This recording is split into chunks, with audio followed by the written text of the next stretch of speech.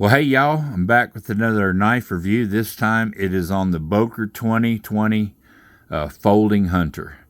I've had this knife for, I want to say, about 20 years, somewhere around there. I can't remember exactly when I got it, but it was about 20 years ago, I figure. It's a great knife. I have not used this knife for hunting. Actually, I've been hunting and I use a buck 110.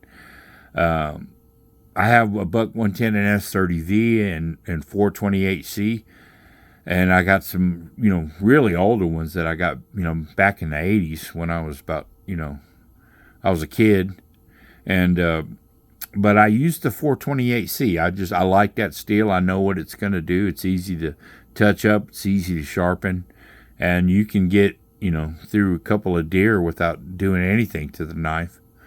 And even then, to bring it back, you just do a little stropping. But this knife is made of German steel. There was a little controversy with Boker knives that there was some questionability about, I don't know if that's a word, but there was some questionability about whether the Boker knives were truly made in Germany. The new ones now, they'll say Germany on the shield here, but they won't say it on the blades. And this one, I'll open it up here for you. Kind of a big long dude, but it will say Solingen on the blade, and here you get a good look at it. Some nice etching. Now this is a high carbon steel, their proprietary blend, and it takes a razor edge, and it's a great steel and it holds an edge. Like I said, I've not used it for hunting, but I've used it for a lot of other things. I did keep this knife from forming a patina just because I wanted to keep it nice. You can see it has some scratches and a little bit of honest wear, but I've tried to take care of this knife just because it's really attractive. I also learned that Boker no longer offers this this beautiful stag. Look, you get a pretty substantial piece of really good German steel. Comes to a really nice point. And like I said, I got this sucker razor sharp. And I'll show you the secondary blade, which I believe is a clip point. And you'll have, there you go, real nice knife.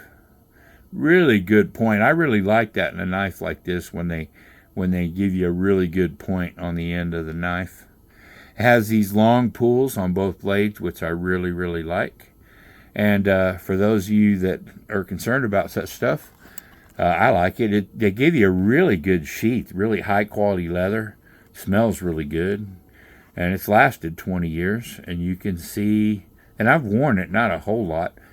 I've kind of thrown it in my pocket or somewhere else, but I've worn this sheath, for a couple of weeks here and there.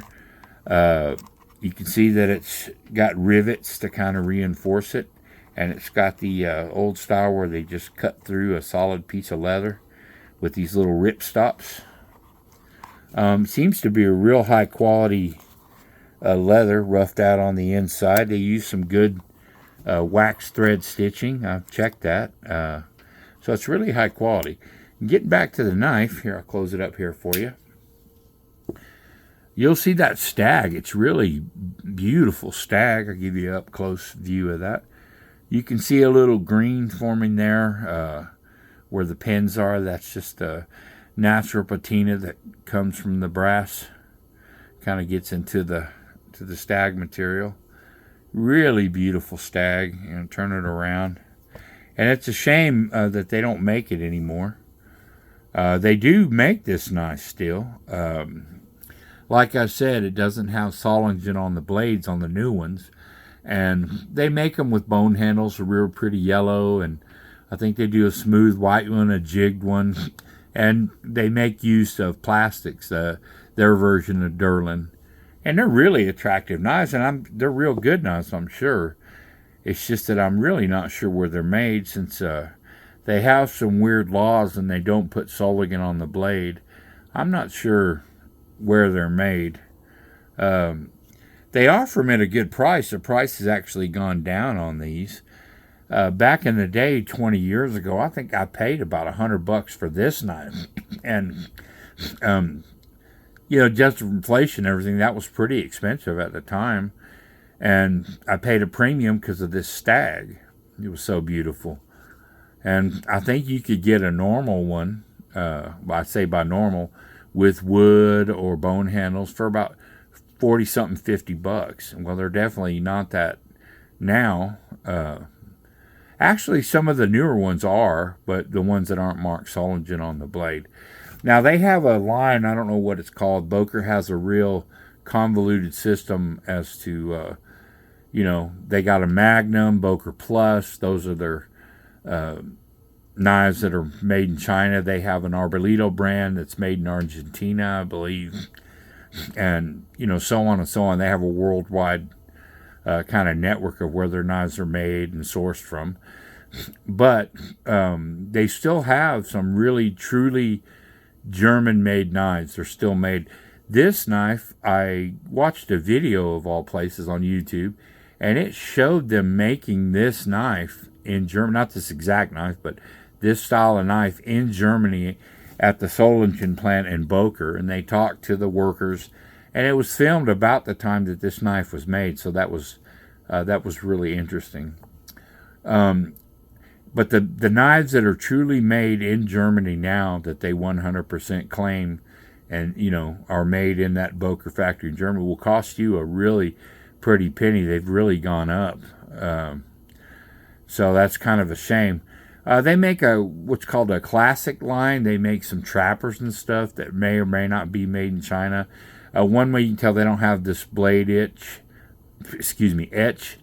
that it just says Boker on the blade. And then it says Germany on the shield here, but nothing else. You can see that.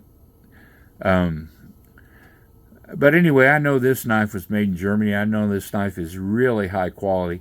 I guess the only ding I would give it myself is the fact that this shield is not a pinned shield. It's really set in there pretty deep, but it fell out. And I used a little Gorilla Glue and, cleaned the area, put a little Gorilla Glue on there. And that was fairly new into me owning the knife after about a year of owning the knife.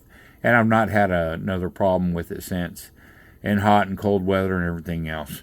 I've carried it on many little expeditions, here and there in the mountains and different places, and used it as a camp knife, never had a problem, never abused it. Just, to me, this is one of those knives you get a pride of ownership, just taking it out of the pouch or out of your pocket and just using it and then admiring it, looking at it. And like I said, I never bothered. I could get a Dremel tool and a buffing wheel and buff out these little scratches in the bolster, but for lack of a better term, I do think it gives it a little bit of character. Shows that the knife has been used but cared for. And whoever gets this knife after I'm gone, I hope they see that the knife was used but cared for, and that'll kind of tell my story in this knife.